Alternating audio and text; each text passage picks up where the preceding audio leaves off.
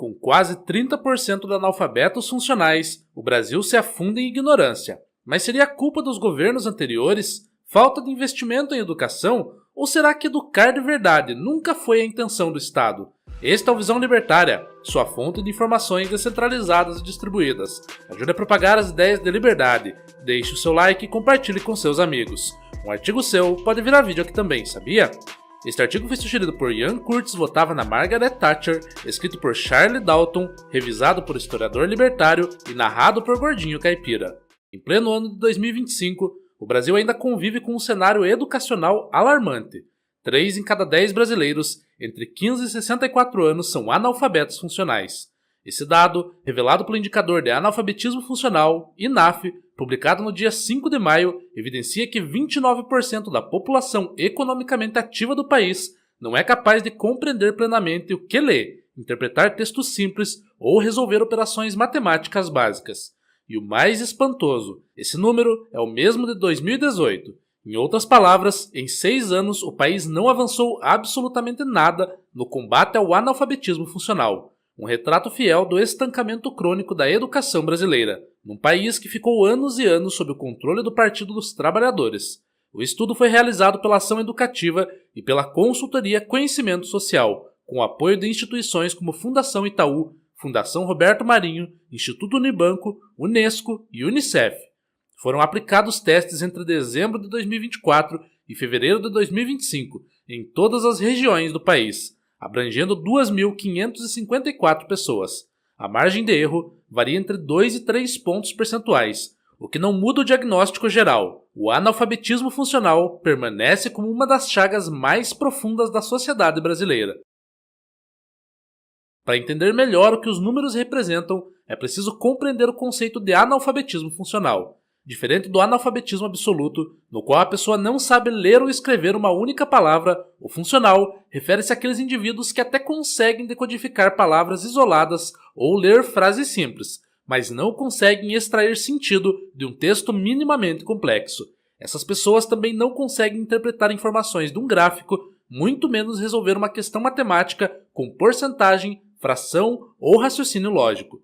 Esse panorama é desolador quando se considera que a maioria da população adulta do país não é plenamente capaz de ler e compreender textos, interpretar contratos, calcular corretamente um desconto ou entender um manual de instruções. Um dos dados mais espantosos do levantamento está no recorte por faixa etária. Entre os jovens de 15 a 29 anos, a taxa de analfabetismo funcional cresceu de 14% em 2018 para 16% em 2024.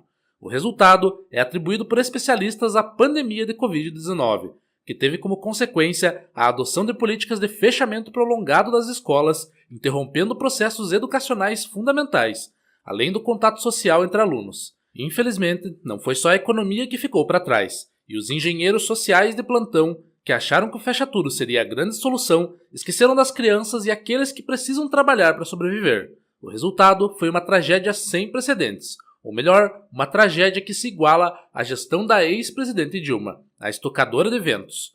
Outro dado que salta aos olhos é de que 12% das pessoas com ensino superior ou mais são consideradas analfabetas funcionais. Isso mesmo, 1 em cada 8 universitários ou graduados não consegue interpretar corretamente textos ou realizar operações matemáticas simples. Esse número derruba completamente a ideia de que ter diploma é sinônimo de competência ou preparo intelectual. O que se vê cada vez mais é a proliferação de faculdades de baixa qualidade, muitas vezes mantidas com subsídios públicos ou financiamentos estatais, que entregam diplomas, mas não entregam conhecimento e evitam reprovar os péssimos estudantes. Lembre-se disso na próxima vez que estiver diante de um profissional com ensino superior, como um médico, engenheiro ou advogado. Há uma chance em 8 de você estar diante de um analfabeto funcional. Já em questão de diferenças entre raças e grupos sociais, o estudo afirma que entre os brancos, 41% estão no nível de analfabetismo consolidado, contra apenas 31% dos pretos e pardos. Entre indígenas e amarelos, a situação é ainda pior, apenas 19% alcançam os níveis mais altos. Esses dados são usados como justificativa para defender mais políticas públicas, também conhecidas como ações afirmativas, e outras medidas consideradas inclusivas, bem como investimentos estatais em educação. Se lembrarmos que as cotas raciais no Brasil surgiram há 20 anos, o próprio histórico mostra que tais políticas, apesar de já serem aplicadas há décadas, têm resultados pífios. E sabemos que o Ministério da Educação custa muito dinheiro para o pouco que entrega em termos de resultados, e que essa instituição é controlada por políticos e influenciada por interesses sindicais.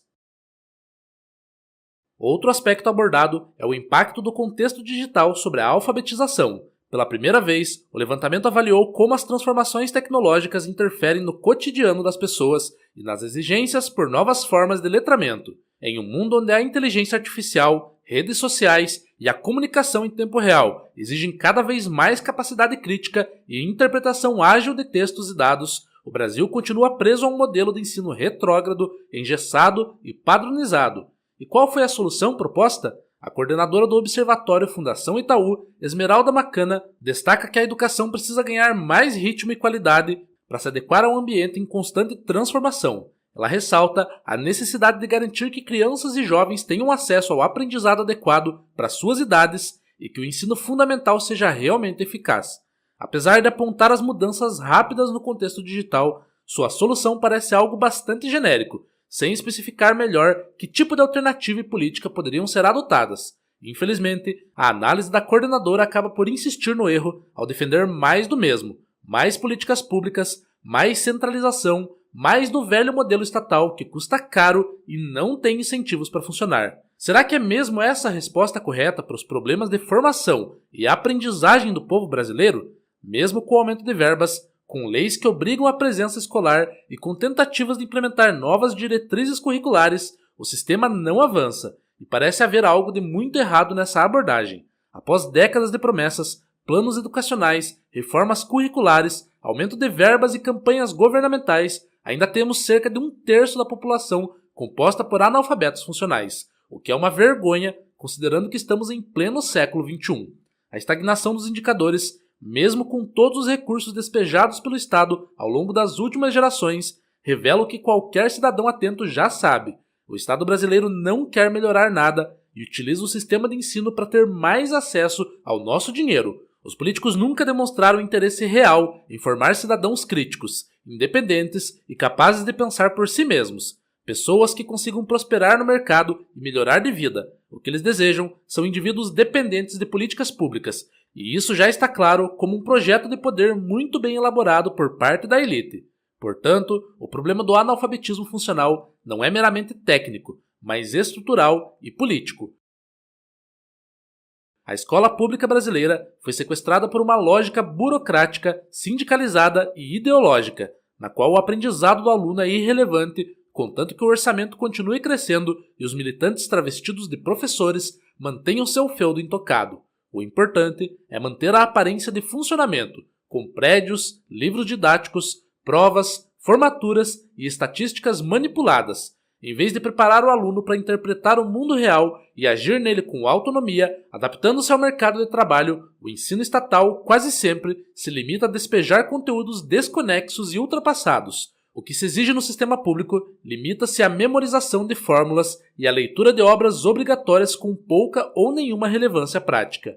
Diante desse contexto, não é surpresa que tenhamos uma geração inteira de jovens que não conseguem explicar o que é inflação ou juros compostos, mas sabe repetir slogans contra a opressão do mercado e pregar resistência anticapitalista com base em panfletos de esquerda.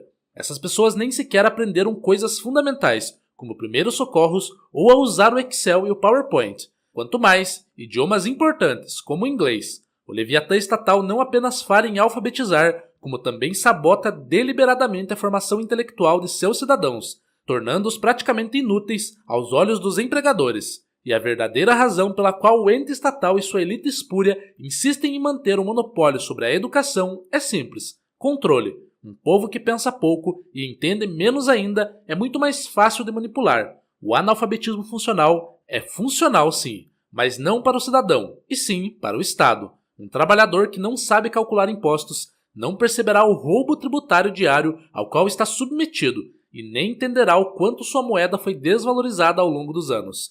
O analfabeto funcional é o eleitor ideal para qualquer governo autoritário, populista ou corrupto. Mas se não é com mais investimentos em educação Então, como podemos resolver esse problema? A única solução genuína e duradoura para melhorar a formação das crianças e adolescentes no Brasil é a privatização completa do ensino.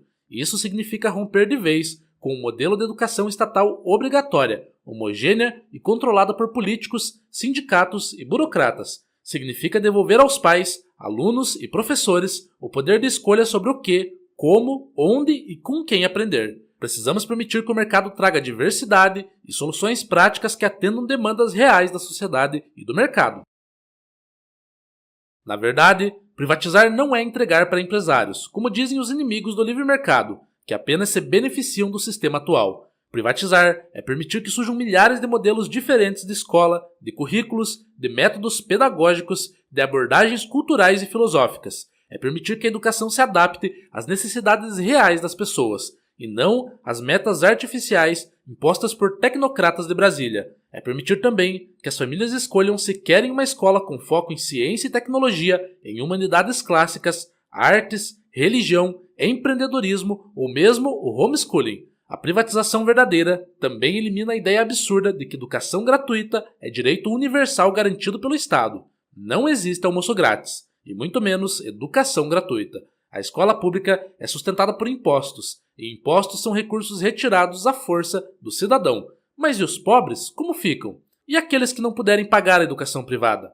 Privatizar o ensino não seria o mesmo que proibir os pobres de terem acesso à educação? Tal crítica ignora completamente a realidade do mercado e da sociedade civil. Primeiro, porque já existem milhares de iniciativas privadas, comunitárias e filantrópicas que oferecem ensino gratuito ou subsidiado a famílias de baixa renda e o fazem com resultado muito superior ao da escola pública. Segundo, porque uma vez eliminada a carga tributária dedicada à educação estatal, as famílias teriam mais recursos próprios para escolher onde e como educar seus filhos. Terceiro, porque no mercado competitivo os preços caem, a inovação cresce e a qualidade se torna fator decisivo de sobrevivência. A experiência internacional mostra que vouchers educacionais, parcerias público-privadas e até mesmo modelos de charter schools, escolas com autonomia de gestão e financiamento por resultados, funcionam muito melhor do que o sistema estatal centralizado como o adotado no Brasil. Mas nós, libertários, vamos além. Defendemos o fim completo da interferência do Estado e suas políticas públicas, inclusive nos currículos, na certificação e na obrigatoriedade de escolarização. A verdadeira liberdade educacional significa também reconhecer que cada família pode decidir como educar seus filhos, inclusive fora da escola, se desejar. E sabemos que qualquer interferência estatal contamina completamente a autonomia das escolas e das famílias em buscar o melhor para os alunos. Afinal, nunca se sabe quem será o próximo presidente e quais políticas ele irá adotar. Porém, devemos lembrar que, embora a privatização da educação seja a solução estrutural necessária, cada cidadão é, em última instância, responsável por sua própria formação intelectual. Em um país onde até mesmo universitários não compreendem o que leem, é um ato revolucionário pegar um livro, estudar por conta própria, buscar fontes alternativas e questionar narrativas prontas e simplistas. Ler mais, estudar mais e refletir criticamente sobre o mundo são atos de resistência contra o conformismo estatal. Enquanto a elite estatal se esforça para manter o povo ignorante, quem busca conhecimento por vontade própria está desafiando todo o sistema. Essa é a verdadeira revolução, sair da estagnação e aprender a pensar buscando a verdade. Na educação básica, a leitura deve ser incentivada não apenas como obrigação escolar, visando boas notas, mas como prática de liberdade. É preciso abandonar o modelo em que livros são impostos por professores entediados e substituí-lo por uma cultura de aprendizado livre, curioso, apaixonado. Incentivar clubes de leitura, bibliotecas comunitárias, plataformas online de ensino, redes de apoio a leitores. Tudo isso deve surgir da sociedade civil, sem depender do Estado. A verdadeira revolução educacional começa com uma decisão simples, mas poderosa: nunca mais depender do Estado para aprender. Obrigado pela audiência. Este é um canal colaborativo. Participe você também. Cadastre-se agora mesmo no nosso site visãolibertaria.com e envie os seus artigos por lá. Os colaboradores recebem recompensas em Bitcoin. Inscreva-se no canal e clique no botão da campainha para ser avisado de novos vídeos. Até a próxima!